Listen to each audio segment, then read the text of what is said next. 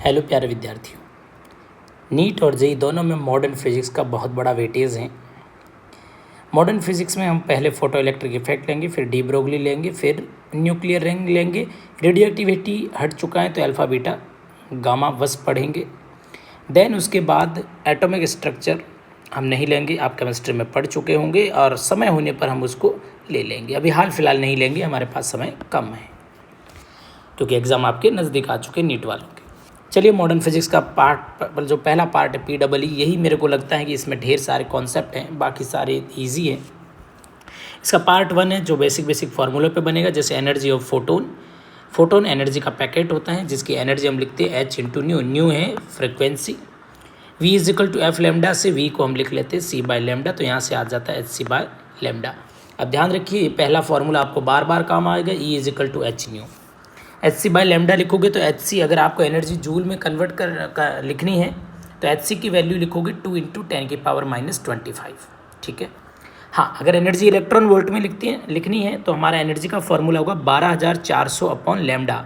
ध्यान रहे, लैम्डा जो है ये एंगस्ट्रॉन्ग में रखोगे तभी आपकी एनर्जी किस में आएगी, इलेक्ट्रॉन वोल्ट में आएगी। फोटोन वैक्यूम में लाइट की स्पीड से जाते हैं, इनका रेस्ट मास 0 होता है, इन पे कोई चार्ज नहीं होता है, इसलिए मैग्नेटिक और इलेक्ट्रिक फील्ड में डिफ्लेक्ट नहीं होते हैं। इफेक्टिव मास E = mc² होता है, यहाँ से इफेक्टिव मास निकाल लेंगे। मोमेंटम पूछे तो मोमेंटम होगा m × c। अब यहाँ से m पहली इक्वेशन से आप पुट कर दो तो P = आ जाएगा E/c। तो अभी इसमें से कौन से फॉर्मूले में रिमेंबर करने हैं, पहला ये, दूसरा ये और तीसरा P = E/c और P = H/λ। ठीक है। नंबर 2, रेडिएंट पावर हमने कितनी बार पढ़ा होगा पावर का formula, power = total energy upon time. अगर एक फोटोन की एनर्जी E है तो n फोटोन की NE/T, ये हो जाएगा हमारे पास radiant power. Efficiency P output upon P input, यानी कितनी P गिवन है और रेडिएट कितनी हुई, इसको आउटपुट कहेंगे। Intensity and energy flux, intensity को ही हम एनर्जी फ्लक्स कई बार कह लेते हैं और सवाल भी आए हुए हैं नीट में ऐसे और जेईई मेन में भी। तो इंटेंसिटी = होता है पावर अपॉन एरिया, पावर हमने ऊपर लिखा Q/T, तो वहाँ से इंटेंसिटी आएगी। देखिए, अगर आप नंबर ऑफ फोटोन बढ़ाते हैं तो टोटल एनर्जी बढ़ेगी, क्योंकि एक फोटोन की एनर्जी × n होता है टोटल एनर्जी। टोटल एनर्जी बढ़ेगी तो इंटेंसिटी बढ़ेगी, है ना। तो इंटेंसिटी जो है नंबर ऑफ फोटोन बढ़ने से इंटेंसिटी बढ़ेगी, ये हमारा कॉन्सेप्ट है। एक पॉइंट सोर्स के लिए इंटेंसिटी अगर लिखना चाहे r डिस्टेंस पर तो P/4πr², सिलेंड्रिकल के लिए I = P/2πrl, यहाँ ये ज़्यादा काम आएगा, I inversely 1/r², I inversely r²। ठीक है। Number 4, force and pressure exerted by light on surface. इसके सवाल हमें EMW में मिले थे, चेंज इन मोमेंटम पूछा जाता था, जब परफेक्टली रिफ्लेक्टिंग होगा तो TE/c आता था और एब्जॉर्बिंग होता था E/c। फोर्स देखिए, अगर फोर्स पूछा जाए तो फोर्स हम लिखेंगे I/c 1 + r × cos θ। अगर किसी एंगल पे आए, आप सिर्फ ये एक फार्मूला याद रख लो, सारे काम हो जाएंगे। अगर नॉर्मली आ गया तो अपन थीटा को 0 रख लेंगे तो cos 0 1 हो जाएगा, तो ये लिख लिया आपने। तो हमारे पास उस समय फॉर्मूला हो जाएगा IA/c 1 + r। तो आप सिर्फ ये याद रखो। जैसे मैं कहूँ कि 75% जो है रिफ्लेक्ट हो रही, तो R आ जाएगा 0.75 और पूरा का पूरा सेम। और अगर प्रेशर पूछा, ये पावर नहीं है, ध्यान रहे प्रेशर है, फोर्स अपॉन एरिया। ठीक है, तो आप फोर्स याद रख लो, आपका काम हो जाएगा। I/c 1 + r, यहाँ होगा cos² θ। ठीक है, ये पहला पार्ट है जिससे सवाल बन जाते कई बार। पार्ट 2 बड़ा कॉन्सेप्चुअल है लेकिन ईजी है। फोटो इलेक्ट्रिक इफेक्ट में क्या होता है कि ये एक सरफेस है, ध्यान दीजिए, मेटल की सरफेस है। अगर हम इस पर एक इलेक्ट्रॉन, जैसे मॉडर्न में कुछ और आपने केमिस्ट्री में पढ़ा होगा, यहाँ हम फोटोन गिराते हैं तो फोटोन के पास एनर्जी होती है E = H न्यू। अगर वो एनर्जी एक लिमिट से कम है तो वो यहाँ से इलेक्ट्रॉन का इमिशन नहीं करवा पाती है, तो वो कम से कम एनर्जी जिससे यहाँ से इलेक्ट्रॉन को जस्ट इजेक्ट करवा सके, उसको कहेंगे वर्क फंक्शन। Phi = H ν0। ν0 वो फ्रिक्वेंसी है, मिनिमम फ्रिक्वेंसी जिससे ज़्यादा की ज़रूरत पड़ेगी, = HC/λ। अगर फ्रिक्वेंसी ν0 से ज़्यादा चाहिए तो लैम्डा इसका इन्वर्सली है, तो लैम्डा इससे कम चाहिए। ये फोटो इलेक्ट्रिक इफेक्ट का 4th लॉ है। लॉ का नंबर याद रखने की ज़रूरत नहीं है, हमें ये याद रखना है कि PEE कब होगा, कैसे होगा। अगला तीसरी बेसिक बात, एक फोटोन एक इलेक्ट्रॉन, एक फोटोन एक इलेक्ट्रॉन, ऐसा ही होगा। ऐसा नहीं कि सर फाई इसका 12 इलेक्ट्रॉन वोल्ट है तो 6 इलेक्ट्रॉन वोल्ट के 2 फोटोन गिरा दो, नहीं, ऐसे में PEE नहीं होगा। आइंस्टाइन की फोटो इलेक्ट्रिक इक्वेशन, आपने h न्यू एनर्जी गिराई, उसमें से कुछ इसने खा ली मेटल ने यानी फाई, तो बची हुई कहाँ जाएगी, काइनेटिक एनर्जी में। तो एनर्जी कंजर्वेशन से हमारे पास आएगा K max is equal to h nu minus phi. अब न्यू से फ्रिक्वेंसी में जाओ, फाई के फॉर्मूले पता है, काइनेटिक एनर्जी को आगे जाकर मैं आपको बताऊंगा E इंटू VS, VS या स्टॉपिंग पोटेंशियल है, तो कन्वर्ट कर सकते हो एक फॉर्म से दूसरे फॉर्म में, इसको बहुत इंपॉर्टेंट है, मैक्सिमम सवाल इसी से बनते हैं।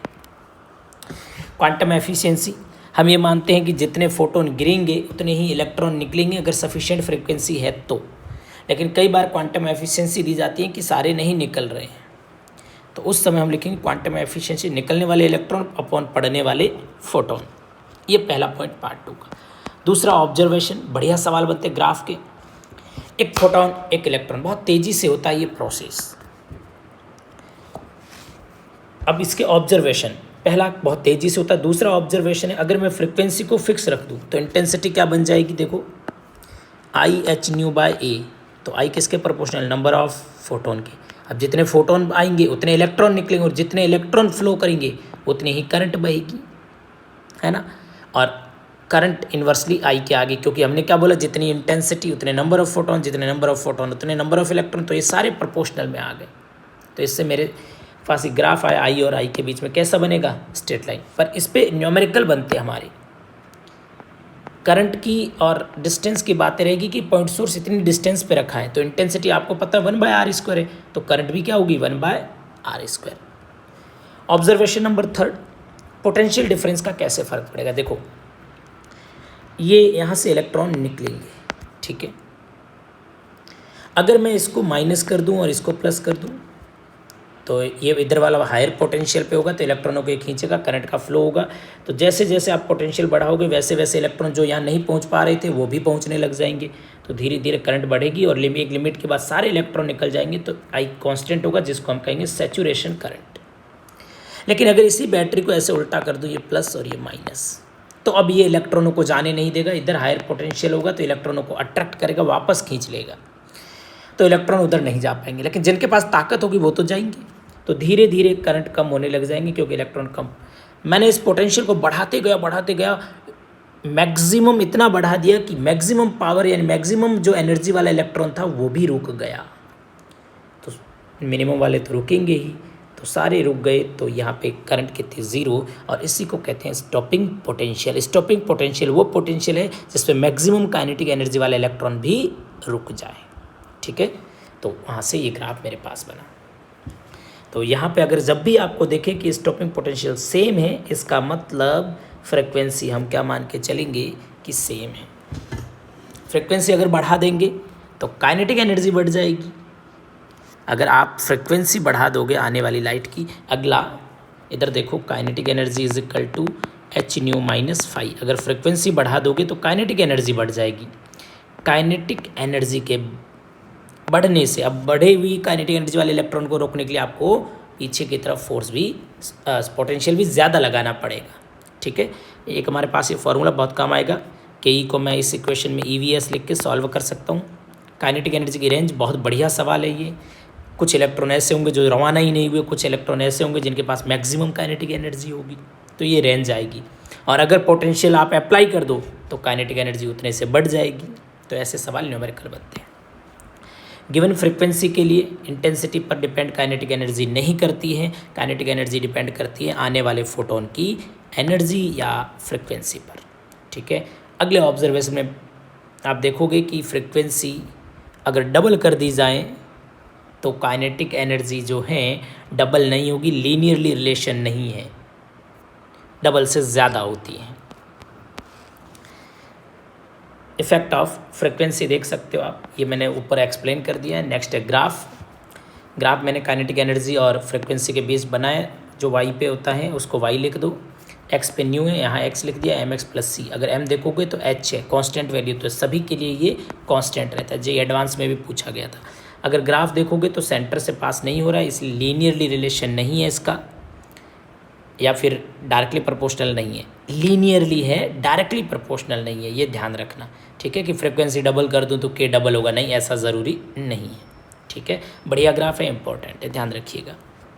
कैसे बनाए, y बराबर एम एक्स प्लस सी से।